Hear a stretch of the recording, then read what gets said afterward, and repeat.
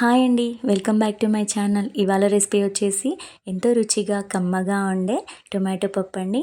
మన తెలంగాణలో టొమాటో పప్పుని ఎలా చేస్తారో నేను మీకు ఇవాళ చూపిస్తాను. మరి ఇంకెందుకు ఆలస్యం, రండి. ముందుగా మనకు కావాల్సినంత పప్పుని ఇలా వాష్ చేసుకొని పెట్టుకోవాలి. తర్వాత టొమాటోస్ని తీసుకోవాలండి. ఆ టొమాటోస్ని కట్ చేసి పప్పులో వేసేసి అందులోనే జీలకర్ర, కొంచెం పసుపు, ఉప్పు, కారం వేసి మూత పెట్టేసి 3 విజిల్స్ వచ్చేంత వరకు ఉడికించుకోవాలి. తర్వాత మనం పోపుకి ఇలా వెల్లుల్లి, కరివేపాకు తీసుకోవాలండి. వెల్లుల్లి కొంచెం కచ్చాపచ్చాగా దంచుకొని పెట్టుకోవాలి.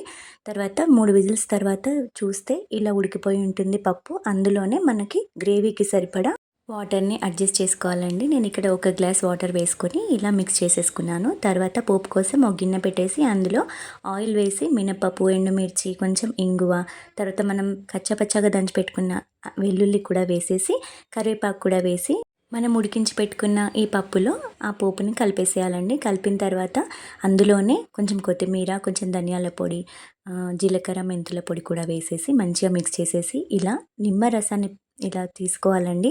నిమ్మరసం వేసుకుంటే రుచి చాలా కమ్మగా ఉంటుందండి. అచ్చం అమృతంలా ఉంటుంది.